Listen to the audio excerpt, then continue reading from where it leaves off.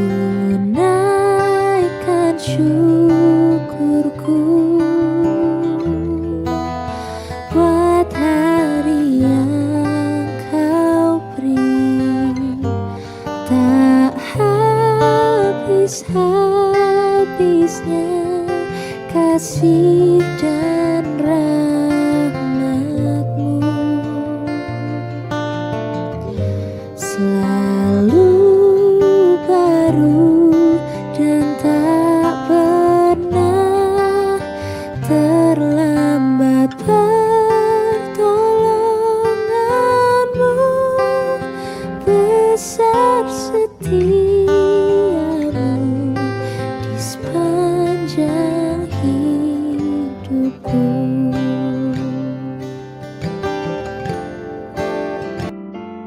Shalom, selamat pagi Bapak-bapak, ibu-ibu, dan saudara-saudariku yang terkasih di dalam Kristus. Bagaimana kabarnya pagi hari ini? Apakah semuanya dalam keadaan sehat? Oh, pasti saya percaya Tuhan Yesus menyertai saudara semuanya kan? Haleluya. Itu sebabnya untuk menerima renungan pagi kita sambut di dalam doa. Ya Tuhan, ketika kami mendengar firman yang disampaikan lewat sorga, yaitu suara gembala, ajar kami mendengar dengan sungguh-sungguh sampai memahami dan melakukan apa yang diperintahkan lewat firman ini. Karena yang berbahagia adalah mereka yang mendengar dan yang melakukan firman itu dengan segenap hati. Mari Tuhan, berfirmanlah. Di dalam nama Tuhan Yesus, haleluya, amin. Tema renungan pagi ini saudara, yaitu rumah singgah. Terambil dari 3 Yohanes 1 ayat 6 bagian B yang berbunyi demikian. Sudilah kiranya engkau menolong mereka dalam perjalanan mereka dengan cara yang berkenan kepada Allah. Nah saudara, di zaman sekarang ini ada aplikasi online yang mewadai orang-orang di seluruh dunia yang mau membuka atau menyediakan rumahnya dengan cuma-cuma bagi orang-orang yang membutuhkan penginapan karena di kota itu dia sedang berobat pada rumah sakit dan tidak bisa menginap di hotel karena terlalu mahal. Sedangkan pasien yang berobat itu ekonominya dalam keadaan pas-pasan. Banyak orang-orang yang diberkati Tuhan yang mempunyai rumah kosong diserahkan kepada gereja untuk menjadi rumah singgah. Sehingga kalau ada pasien-pasien yang akan berobat di suatu rumah sakit di kota itu boleh menginap tanpa bayar. Bahkan yang empunya rumah itu menyediakan makanan baik sarapan pagi, siang, dan malam. Ini adalah pelayanan sosial yang sangat-sangat berkenan di hadapan Tuhan karena bisa menolong orang yang sedang di dalam kesukaran. Rumah singgah ini adalah tempat menginap untuk sementara bagi orang-orang yang sangat membutuhkan. Nah saudaraku, Yohanes mempunyai perbuatan baik Gaius. Gaius dicatat melakukan pelayanan yang unik. Ia bukan melayani dengan berkhotbah, menyampaikan Injil, tetapi ia membuka tempat tinggalnya untuk orang-orang asing yang dalam perjalanan untuk memberitakan Injil. Orang-orang ini merasa sangat terberkati dalam keterbatasan mereka, dan mereka memberi kesaksian akan kasih dan kebaikan daripada Gaius di hadapan Yohanes dan jemaat.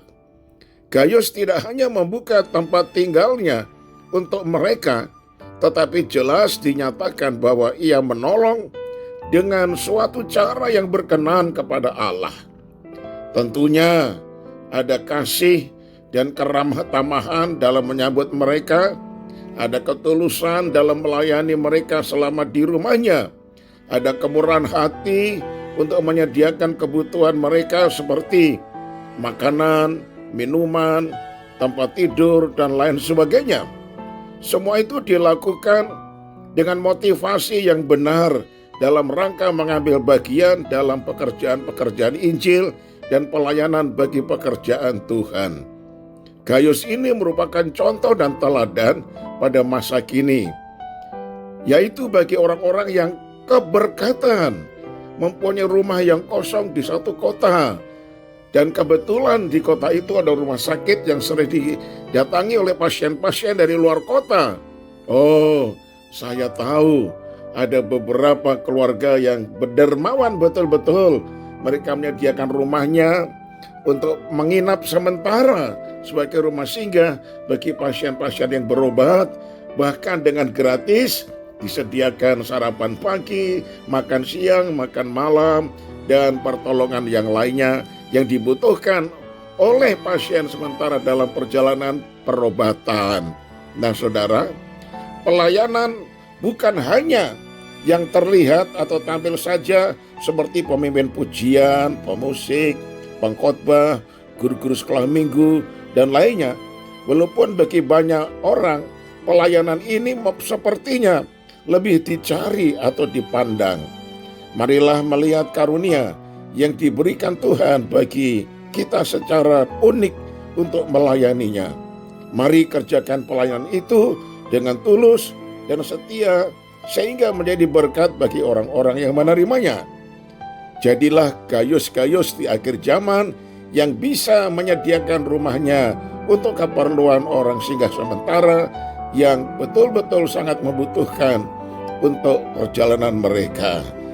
Saya tutup dengan kalimat ini saudara, pelayanan yang sederhana dengan ketulusan dapat menjadi berkat bagi sesama dan menyenangkan hati Tuhan. Haleluya, amin. Kita satu dalam doa.